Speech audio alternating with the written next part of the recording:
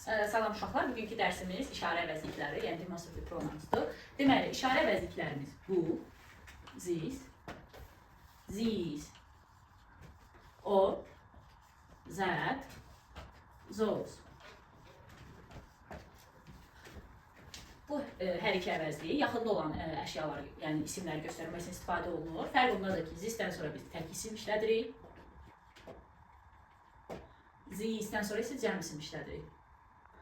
That və those uzaqda olan, yəni əlimiz çatmayan əşyaları göstərmək üçün istifadə olunur. That-dən sonra tək isim. Those-dan sonra isə cəm isim işlənilir. Məsələn, this building, these children,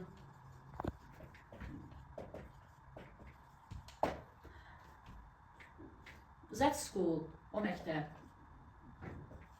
those schools.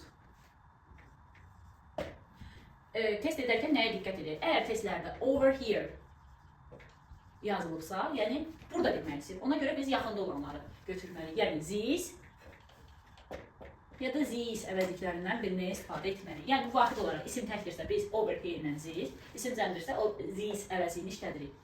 Əgər over there yazılıbsa, biz uzaqda olan ya zəti ya da zosu seçməliyik cavablardan. Əgər həmin isim təkdədirsə zət, cəmdədirsə zos yazacağıq. Sağ olun.